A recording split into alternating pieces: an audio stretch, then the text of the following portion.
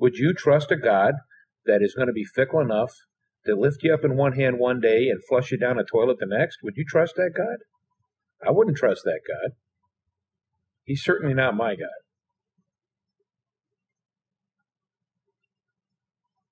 Would you trust a God that would give his only begotten Son and then turn around and take back everything that his Son died for?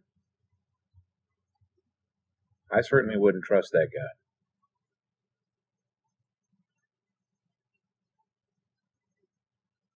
Would you trust a God that every time you move wrong, a lightning bolt splits your skull and you ended up dead?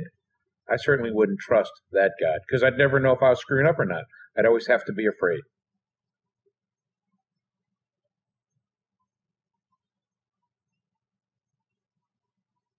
How do I know the difference? How do I learn to focus on him? Where is it that I get my peace at the end of the day? As I stumble through this day as a human, stumble through this day facing the challenges of life, stumble through this day facing the challenges of my personality, stumble through this day facing the challenges of my nature, stumbling through this day trying to understand with my weak grasp of human wisdom. How do I come to my peace at the end of the day?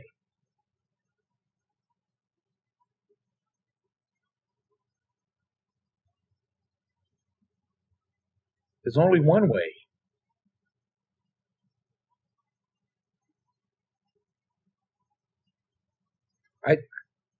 I actually believe that my God loves me.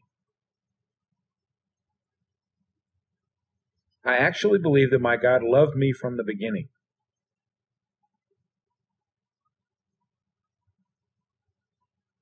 I actually believe that my God loved me even though I was a real piece of junk. That I had allowed myself to become his enemy by my actions. Jesus says, love your enemies. You don't think that God would put that requirement on you and not put it on himself?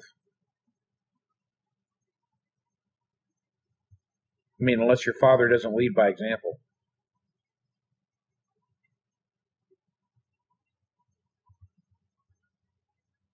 Now, back in the days of wrath and judgment and all that, they didn't have anybody between them and God. All they had was God's justice, God's wrath, God's law, and their actions. And what they did, they lived or died by it with God.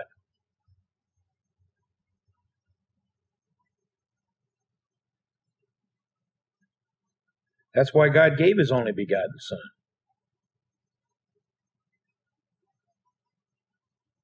When Jesus came and God did that for us, that changed our relationship. The price of our folly, the price of our screw-up, the price of our walking disaster that we call man's wisdom was washed away by the blood of Christ. You know, what goes for the individual, if you're prepared to believe that for God so loved the world that he gave his only begotten Son, if you're willing to believe that that applies to you, that God so loved you that he gave his only begotten Son, then you need to understand that he so loved the world that he gave his only begotten Son.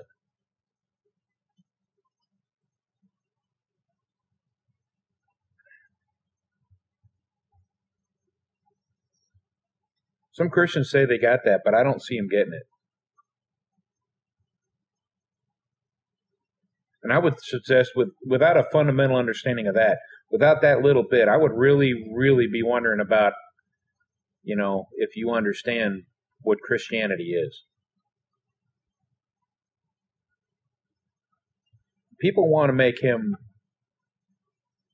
hammer you worse when you become Christian than he hammered you when you were a sinner. While you were a sinner, he gave his life for you. What makes you think that he loves you any less now that you're a Christian?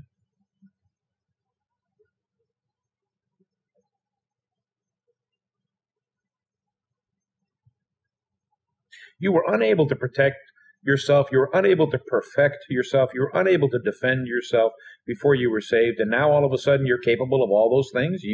You're capable of it? How arrogant is that? How foolish is that? If you could do that, what the heck did Jesus have to give his life for? And I'm sure there's no shortage of 50 million people that are going to come off with all kinds of reasons why this type of gospel doesn't work. why it's some kind of silliness. Well, that's fine. Y'all hold on to your silliness. I'm telling you what gives me peace. At the end of the day, when I look in the mirror and I see my imperfections and I examine my ways and I note my indiscretions and I note my lack of wisdom and I pray to God to give me strength, this is where my peace comes. The fact that Jesus Christ gave his life for me.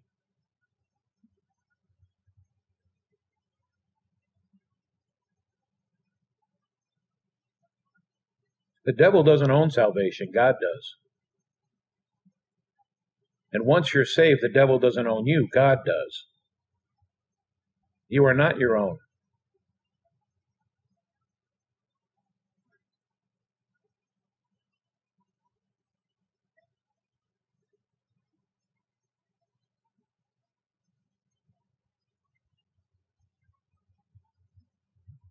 A real estate mogul can buy a big, huge building on the street, and he owns it, okay? He owns it. He paid the price for that building. That building belongs to him in total.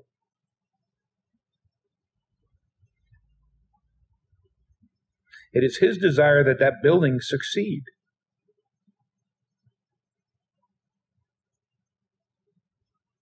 Now, the people that come in later and lease that building, they put all different kind of facades on the front. Some of them painted pink, some of them painted blue, some of them painted green. Some of them are pet stores, some of them are restaurants, some of them are supermarkets.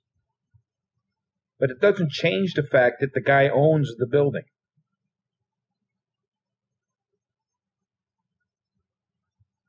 Now, some people who lease the building, they paint a facade on there, and it's a poor facade, and it's a weak facade.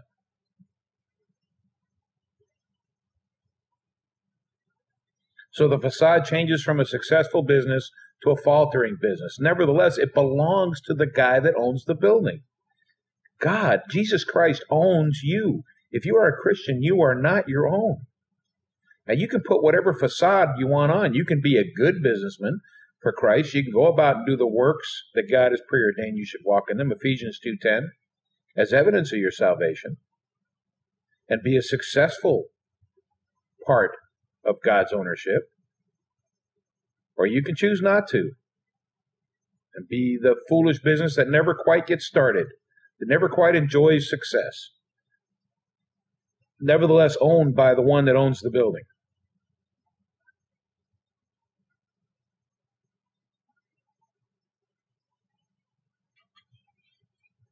I hear it all the time.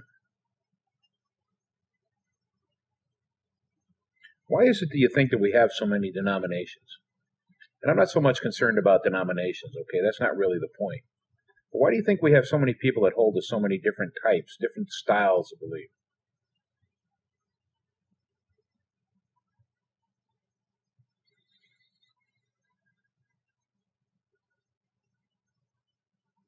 It's because we're made by the same potter, but we're not fashioned into the same type of vessel. Every one of us is made a different vessel for a different purpose, so that when God needs us, we're exactly the right tool for the job.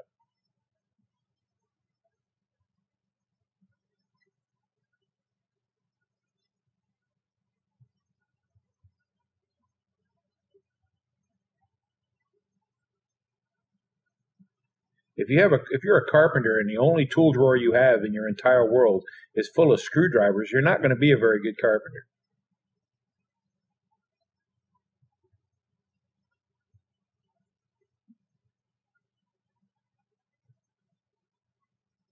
But you're going to have screwdrivers, right? So let's say God decides to have screwdrivers, he decides to have hammers, he decides to have lathes, he decides to have planers, he decides to have sanding machines. Let's say he picks all of that. He's a carpenter and he has a multiple array of tools in his toolbox. All right. Now, sometimes he's going to have 5 or 6 screwdrivers, right? Now, sometimes 5 or 6 screwdrivers, one of them is going to be all shiny, brand new with a nice sharp edge on it, so that he can always apply it to any screw he wants and turn it. Some of the screwdrivers might be broken up a little bit on the edge.